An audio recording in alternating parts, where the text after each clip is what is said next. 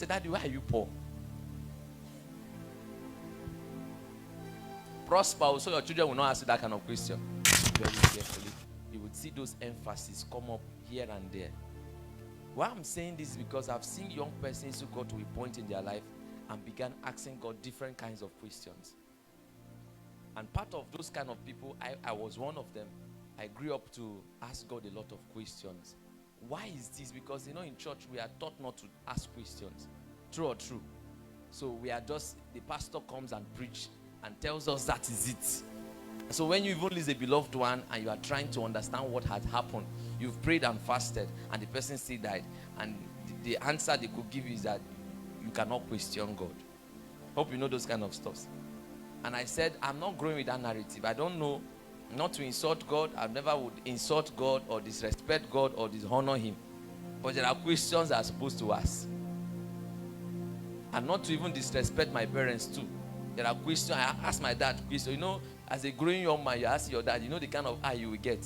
Say, Daddy, why are you poor? Prosper, so your children will not ask you that kind of question. Are you hearing what I'm saying? Oh, they will ask you now. Say, you will tell your children, I used to know this person. I used to know this governor. He used to be my classmate. And then they will ask you, what happened to you now?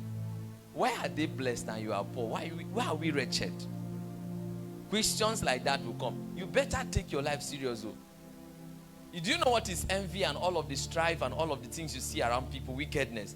It's because somebody prospered and it's not them. It's because they had their own route for prosperity or for fulfilling purpose, but they chose to leave it to faith. They chose to leave it as God wills it. Of course, God's plans for you are good. He has said it in Jeremiah. But there's a part you have to play. Am I speaking to someone? There's a role you have to play. You see, these things, like I used to say, will make sense later in your future. For now, it does not really correlate. Why is it telling us all of these things? Why are we praying every Sunday? On Wednesday, we pray that your eyes be opened. Why are we praying? Do I need sight for anything? I know some of you are living your life to chance. Just wake up and drink water. What's the next thing for the day? Let's continue. I'm 100 level. When I finish, I'll get a small job, and then I will train my parents and marry. When I marry, those kind of small things. I don't want something big God. I'm just a very little boy who's trying, boy with a big God. Just a little house, just a little. Even if I said it on Sunday, even if it's Volvo, just give me. And then, I just have a small 2 rooms or maybe 1 room and parlor. This world is not my home. And then you train your children train you, you die and go to heaven, Abi. If that's for you, take it. I give it to you for free. For me, I made up my mind that, you see this earth, we will rock it. I don't like someone, you like poverty. You like all this little life. For me, like I said on Sunday, the car I will drive, they have not taught it. Eyes have not seen. Ears have not heard. It has not entered what? Bible said it has not yet appeared what will look like. You may not look like it now, but please don't continue not to look like it. At least make effort with your life. Make effort with everything around you.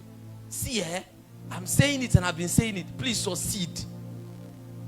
By every good means, please prosper with your life. That's the only way unbelievers will come. That's the only way kings will come.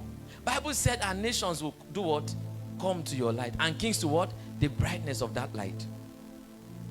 And Bible had said, let your light shine, so shine before men, that they will see it and do what? Glorify. What are you saying, people of God?